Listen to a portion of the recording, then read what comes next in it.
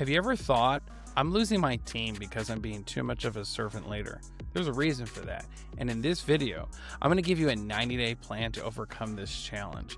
If this is the first time you and I have met, my name is Paul Leon. I've trained over 1,000 people in consultative communication skills. Many of those people are now thriving in their career at Fortune 100 companies. If you believe in a psychologically stronger workplace through better people management, hit the like button and let's get into it. We're going to focus on day 1 through 30. And this is what I call the diagnostic phase of when you first start as a new people manager. And even if you're seasoned, this applies to you too. The first thing you want to do is make sure you're using something called the SMART framework. For those who may or may not be familiar with this framework, it stands for specific, measurable, attainable, realistic, and is it time-based?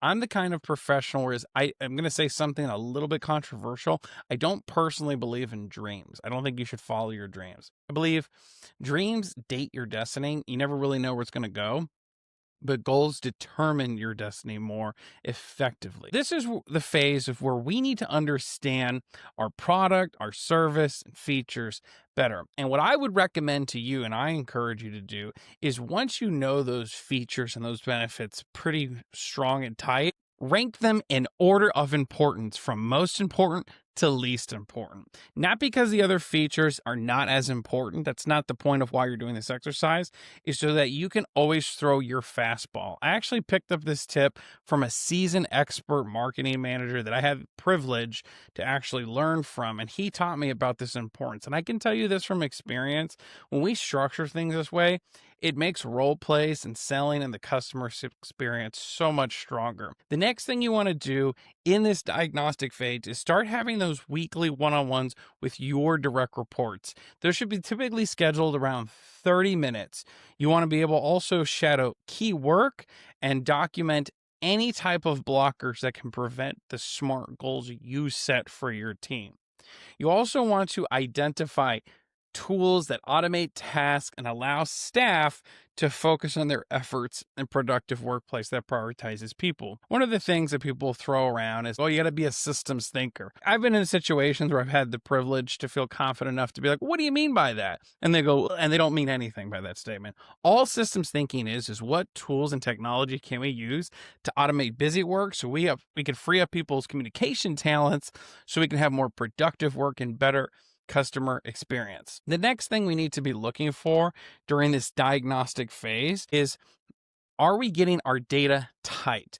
And what we need in that data is we need contrast data first, meaning what data currently exists from where we want to go. So a simple example of that might just be like the sales are at 10%. We want to get to 25% in Y time. And I would be really careful to know these goals and data points with your leadership, because in my experience, nothing against people at the VP level, sometimes the goals they have here don't translate in reality. So for example, I worked with a CEO who's really successful CEO, had a very successful business, but he wanted to take a product that had only done its best year in 5 years, 10% of sales, and wanted to go to 50% of sales in 3 months. It's not a pragmatic goal, and it's not a smart goal either. So you really want to spend time with that data, and then that's when you start funneling your tools, your guides, and everything you need to get from the zero start point in this diagnostic phase when we get to the 90-day phase here in this plan. Just remember this when it comes to the first 30 days. It's probably going to be one of the most intense periods in terms of it's going to feel hopeless. There's going to be times it feels dark. It's going to be times you don't even know, and you might have imposter syndrome. That's totally normal. Just remember this phrase, guides beat gurus. Let me say that again. Guides beat gurus. What you're doing is you're creating more of a guide to get people to a better situation. We covered the diagnostic phase. This is what I call the monitoring phase. And what we want to start doing here, once that 30-day deadline is up, is we want to start having weekly stand-up meetings. And what we're going to show in these meetings is bi-weekly metrics. We always want to start our meetings with here's our current data of where we want to go, and here's where contrast data to earlier, and here's where we're going. Once you have that first 30 days tight, and what you also want to make sure before you present this to your team is you want to have stakeholder alignment, confirming expectations with your key boss and partners. You need to start having those SMART goals we set in those first 30 days that we've set, that our team has set, and we need to start seeing them in motion. And you're going to start doing those coaching models through what I like to call a growth framework. This is something that I've learned through my MBA program that I'm also going through. The growth framework works like this. You want to cover the goals that we're going toward, the reality of those goals, what options we have to get us closer to them, and what willpower does this direct report have. And when I say willpower, that's totally subjective, obviously, but the way I measure willpower is, are they accomplishing the milestones they've set on their own? I'm not really big into micromanagement and like watching people every second. I don't think that's a healthy way to live for you, for the direct report, really for anybody. But as long as they're meeting the milestones and we're seeing that progress, we have a winning player on our team. Once we get past the day 31 through 60, this is what I call the monitoring phase, then we start to go into the reassessment phase. Hopefully, once you've got that first 30 days tight, because that's going to be your foundation, what you want to do is reevaluate, are we getting the steady results we set out through that SMART framework that we did in the first 0 to 30 days? Are we embracing servant leadership, and are we empowering high performers? And here's something else I always recommend. In all of your team meetings you have, make sure you're reading some type of testimonial at the end of them about a customer experience or a win that the group had. I think that's really encouraging. I think that's important to do. It starts creating a synergistic approach, and it also helps improve willpower in the workplace. Hopefully, you've reached this 90-day mark. Here's my call to actions, because the question that normally comes up after this conversation that you and I will have is most likely, well, what happens at the end of 90 days? If everything at the end of those 90 days is bad, repeat the cycle again. I'm extremely confident that if you did this prescribed process or just took 25 to 30% of it and applied it, you're going to have growth. There's no way, I haven't seen it yet, where you have it. And if everything is good, let's say you follow this plan and 90 days later, you comment on this video, you email me through my website, whatever, then here's my recommendation. Do it again. If everything is good, repeat, because I guarantee you, whether it is good or bad, there is always more to learn by following this repeatable, reusable, boring process. Most business, if you really look at it and think about it, it's pretty simple to do, just super hard to stay in and stay stagnant with, which is one of the hardest skills we have.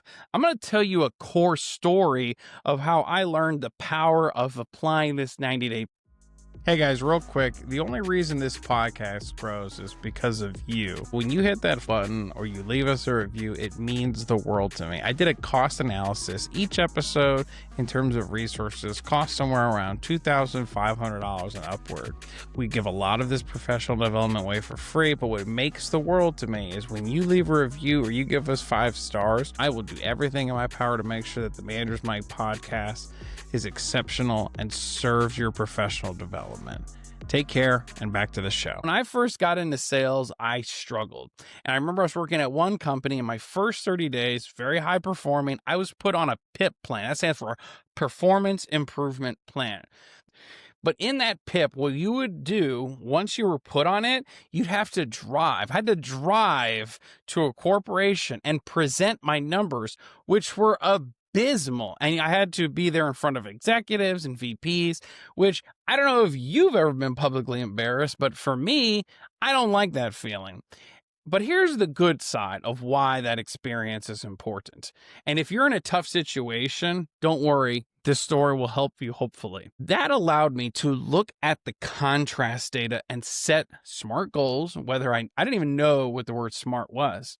And that was the same year that I was put on a PIP plan that I became the #1 performer. Let me say that again.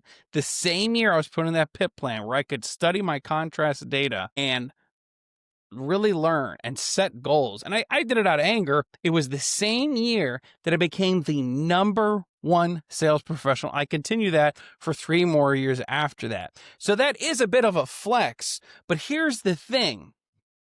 Even if you're in a psychologically devastating situation, even if you feel this is hopeless or whoever's in office, my recommendation and challenge to you is, after applying this 90-day plan, look back and reflect.